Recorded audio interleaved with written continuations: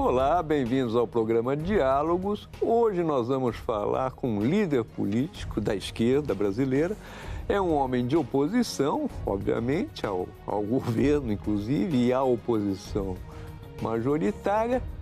Ele é deputado estadual e foi o deputado na última eleição mais votado do Brasil, não só do Rio de Janeiro, que é o seu estado, mas do Brasil inteiro. Teve 350 mil votos. Vamos ver um pouco quem é ele.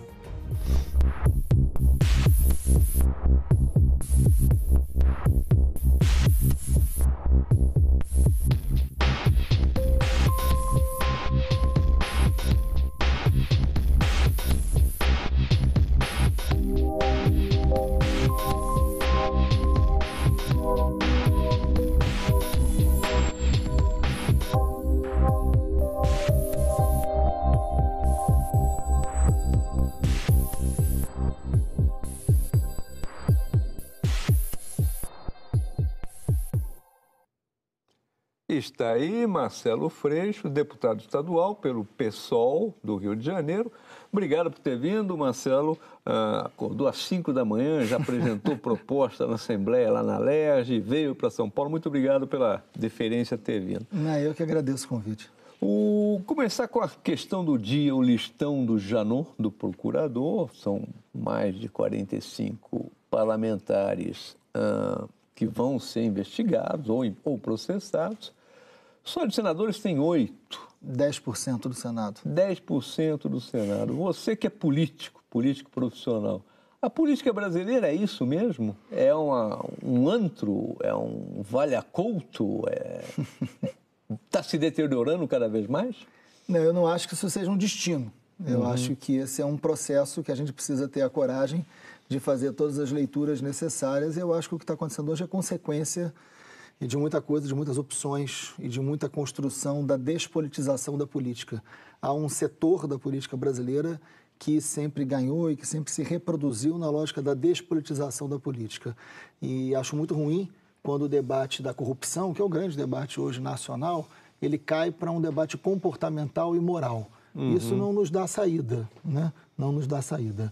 Porque não é esse o caminho. Não acho que esse governo seja mais ou menos corrupto que aquele, porque isso cai numa lógica de você achar que a corrupção é um problema em si, né? Um problema específico que se reproduz na lógica de quem é melhor do que quem. Tem uma questão estrutural da política, a necessidade da reforma política. E nada é tão ruim que não possa piorar. Né? Agora, esse sistema, é isso que... Vamos ver se é isso que você está querendo dizer, que é um sistema que é feito para o sujeito ser cacifado, para fazer a campanha e ser eleito e ter que prestar serviço depois para quem lhe deu dinheiro, grandes empresas ou empreiteiros, é isso? Essa é uma questão central, Mário. Essa é uma questão central. Né? Você hoje, a gente sempre diz isso no Rio de Janeiro, né?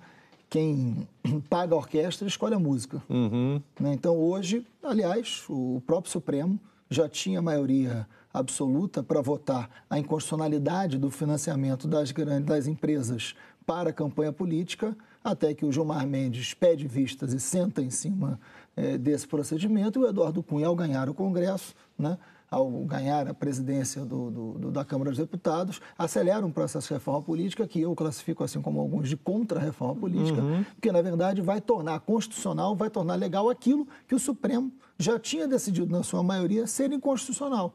Mas é evidente que não cabe ao Supremo essa decisão. Isso só seria feito pelo Supremo porque não havia uma decisão política do Congresso. O Congresso acelera para tornar legal constitucional o berço de toda essa estrutura corrupta. Agora, que é o financiamento das grandes deputado, empresas. E o reforma política? Falou aí reforma política, se fala muito em reforma política. Agora, esse Congresso, essa Câmara, esse Senado, que estão enxovalhados, que o povo não acredita, que acha majoritariamente, todas as pesquisas dizem isso, que é um bando de ladrões, ele vai ter, esse Congresso, autoridade para fazer uma reforma política e vai querer fazer uma reforma política na qual eles percam poder? É isso? Não, a tendência é que esse Congresso faça uma reforma política pior do que a situação que está. Então, o que se faz? Ler. Primeiro que eu acho que esse Congresso foi eleito, né? É importante, a gente precisa também entender que a sociedade não é vítima da política que ela reproduz. Esse Congresso, todos eles foram eleitos pelo conjunto da sociedade. É evidente que eleitos nessas regras que a gente está aqui dizendo que caracterizam a despolitização da política, né, de partidos políticos que perderam o seu sentido, de uma política que não tem, na sua essência, o grande debate do interesse público à frente, são interesses privados que estão colocados. A democracia tem preço, ela é financiada por um determinado grupo que controla a grande maioria dos deputados e do próprio Congresso. Agora, fato é que a sociedade reproduz isso, e por isso não tem outro caminho nesse momento que não a sociedade ampliar o debate sobre a reforma política. Esse debate da reforma política tem que entrar nas escolas, nas igrejas, no conjunto da sociedade. É preciso que a sociedade entenda que o que vai definir a sua vida é o debate da reforma política, é o debate prioritário agora. Isso tem que ser, é uma luta pedagógica que eu insisto, sempre falo, né, nesse termo, você sabe disso. É um debate pedagógico. A reforma política é a grande pauta que mexe com a vida de todas as pessoas, de todas as cidades, porque é o que vai definir o que vai ser o futuro de cada um de nós. Porque essa situação, só para completar, existe uma proposta que está colocada por mais de 100 entidades da sociedade civil, encabeçadas ali pela Confederação Nacional dos Bispos do Brasil, OAB e mais diversas entidades, que propõe uma reforma política no sentido de você valorizar o espaço do partido político, do grande debate político, de você fazer com que não tenha o financiamento privado das grandes empresas, você não permite isso. Isso é algo que a gente precisa discutir, porque não é possível que a democracia tenha preço. Não é possível que as campanhas fiquem cada vez mais caras e que o que define o resultado de uma eleição seja o mercado. Agora, e a questão da Constituinte? O governo, o presidente Dilma, no auge das manifestações de julho de 2013, veio, não, vamos fazer uma Constituinte exclusiva, não sei o quê. Isso é viável, não é viável? O que você acha? Eu acho que isso era viável. Eu acho que agora é muito difícil que isso aconteça. Eu acho que agora o espaço político para que isso aconteça está muito reduzido. Eu não era da opinião de que isso era inconstitucional, não era, eu acho que era absolutamente possível e pertinente naquele momento, exatamente pelos problemas desse Congresso, eleito por aquilo que se quer mudar, que se quer transformar. Né? Mas agora eu acho que o tempo político está contra essa possibilidade. Então, acho que o resultado é um grande debate na sociedade. Isso não pode ser feito nas luzes apagadas do Congresso. Certo. Não pode. Isso tem que ser feito com um amplo debate da sociedade. Não é possível. A gente tem que discutir o que a sociedade acha. Né? As empreiteiras podem financiar campanhas e depois cobrar o preço? Né? Pode, isso é correto? É isso que a gente vai tornar constitucional? Né? Como é que se faz isso? Né? Como é que a sociedade, o que a sociedade pensa sobre isso? Então a gente tem que radicalizar a democracia, que é o grande debate, né? Por que a reforma política é importante? Porque a gente vive uma crise democrática. A gente não vive uma crise de representação. O que explode em 2013, que mexe com todo o nosso sistema cognitivo, é uma crise de representatividade. E é uma crise de representatividade fruto de uma democracia que a gente está aprendendo a conviver. O grande desafio de qualquer regime democrático, Mário, é a vida democrática. O desafio da democracia não é o seu contraponto, não é o autoritarismo. Agora, né? O que ameaça a democracia é a própria democracia, o seu exercício. Essa campanha pedagógica que você propõe, ela é difícil, porque a grande manifestação de 2013 é 20 centavos, é o preço da passagem do trem e do ônibus, que a partir daí detona um processo colossal.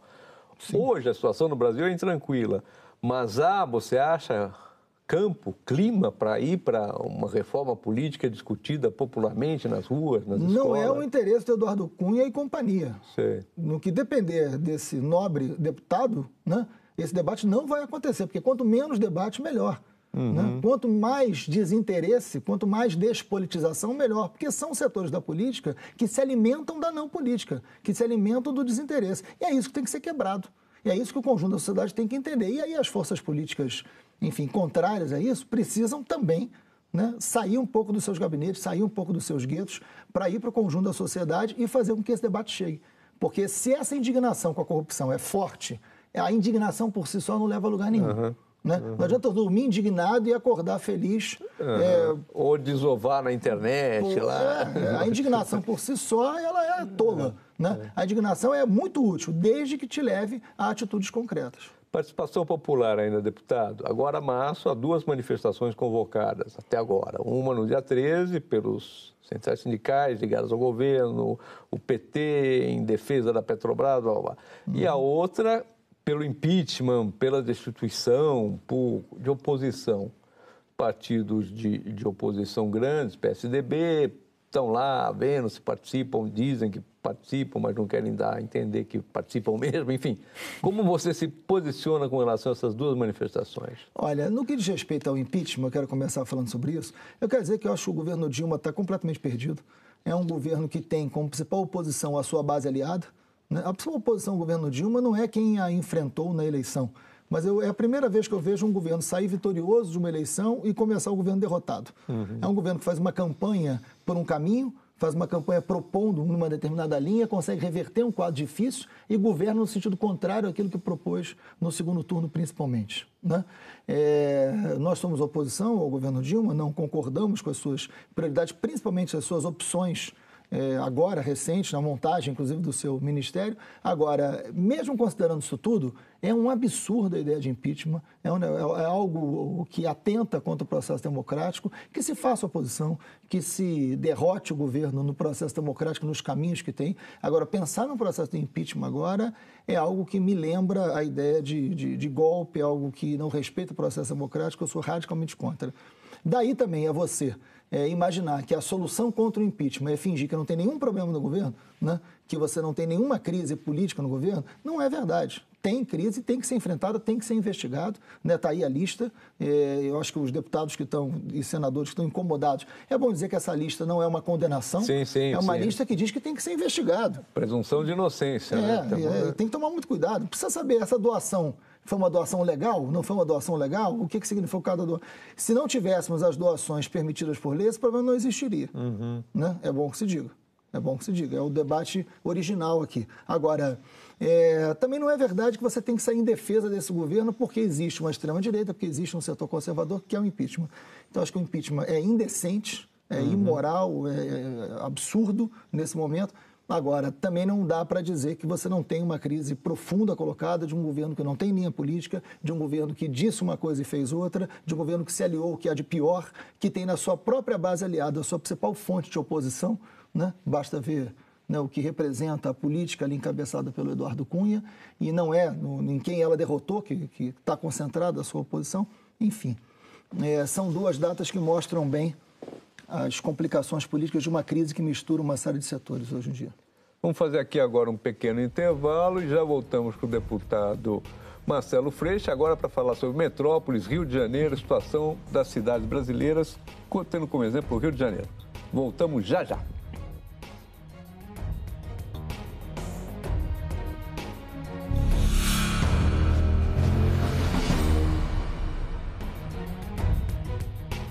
Voltamos com o deputado Marcelo Freixo, o mais votado do Brasil, 350 mil votos no Rio de Janeiro, Zona Sul, Zona Oeste, tudo. Deputado, Rio de Janeiro, grandes problemas, grandes obras, muitas obras, concentra muito dos problemas nacionais. Começar pelo problema se diz segurança, banditismo, repressão ao banditismo, a questão das comunidades, favelas, periferia. Qual o balanço que você faz das UPPs? No primeiro turno da gente falou do banditismo na política, agora a gente vai para o banditismo urbano, né? Mas, enfim, que tem relação direta. O Rio, tem uma frase que eu gosto, não é uma cidade maravilhosa, mas um maravilhoso cenário para uma cidade, né? Para ser uma cidade maravilhosa, precisa de outras coisas, né? Não precisa só de cimento, precisa de sentimento, né? Precisa de pertencimento, precisa de democracia. O Rio é uma cidade extraordinária, né? Mas uma cidade onde as pessoas conseguem participar muito pouco. E a grande crise urbana que se tem hoje é exatamente uma crise de participação. É uma crise onde você não percebe a sua capacidade de interferir no mundo que é essencialmente urbano. Pela primeira vez no planeta, tem mais gente morando nas cidades do que no campo. Isso é irreversível. Nos próximos 30 anos, 90% do crescimento populacional do planeta vai estar nas cidades do hemisfério sul. O Rio virou um grande laboratório desse modelo urbano, desse modelo de cidade de negócios, desse modelo de cidade de grandes investimentos. É evidente que várias obras são obras bem-vindas e importantes, né? Outras não, necessariamente, até porque não se faz obras com escuta. E aí vamos dar um exemplo relacionando a sua pergunta de segurança pública. O governo entra na Rocinha, que está no coração da especulação imobiliária do Rio de Janeiro, né? A maior favela da América Latina. O governo entra e diz, retomamos a Rocinha. O que não é verdade, porque em época de campanha, os candidatos do governo sempre entraram para fazer campanha, fazendo acordo com quem queria e não queria fazer. Traficante, né? Milícia, com tudo. Enfim, mas entra na Rocinha. Dizem, agora a Rocinha pertence ao Estado. Anunciam a primeira obra. um teleférico, né?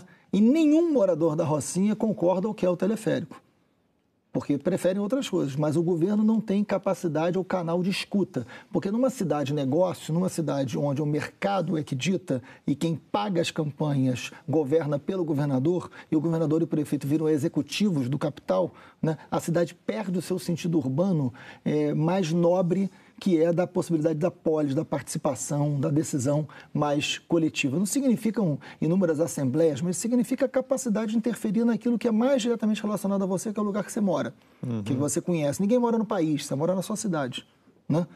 Isso é muito importante no que diz respeito ao reforço da democracia. E os governos estão demorando a entender isso, principalmente nas grandes metrópoles. As revoltas de junho foram revoltas urbanas. As pautas eram pautas urbanas. Explodiram nas grandes cidades. Isso não é à toa, né? Tem uma leitura ali para ser feita. E não é verdade que aquelas manifestações de junho eram todas elas manifestações pró-democracia. Tinham grupos fascistas. Mas como é que a democracia convive com o questionamento da própria democracia? Como é que a vida democrática se faz no regime democrático? Essa é a pergunta que chega lá na ponta na hora de reafirmar um projeto de segurança. O que define uma cidade segura? É o maior número de policiais? Uma cidade que precisa de muito policial é porque ela não tem uma coisa, segurança. O que é uma sociedade segura? Uma sociedade segura é uma cidade que garante direitos. Essa é uma concepção urbana. A segurança pública não é um assunto de polícia. A segurança pública é algo tão sério que não pode ser discutido só pela polícia, porque nem a polícia pertence só à polícia. Pertence ao conjunto da sociedade. Então, você precisa ampliar a participação das pessoas. Quando foram ampliadas, instaladas as primeiras UPPs, havia uma certa expectativa, havia muito apoio, inclusive da população dos lugares, ali na Zona Sul. Agora, as notícias que são publicadas, jornais, televisão, são horríveis, são assassinatos de moradores, é um menino que inadvertidamente grava ele sendo morto por um policial. O que está acontecendo? Está acontecendo o previsível, né? Você não tem uma nova polícia. O Zé Padilha, que fez a Tropa de Elite, o cineasta, enfim, um grande amigo, o Padilha lá atrás, ele fazia uma brincadeira, que é típico da cabeça do Padilha, que ele dizia que a gente precisava de 2 UPPs, a Unidade de Polícia Pacificadora e a Unidade de Pacificação da Polícia, né? Que eram 2 UPPs que tinham que andar juntas. Que, na verdade, essa brincadeira do Padilha leva a algo sério, que é a necessidade da reforma da polícia.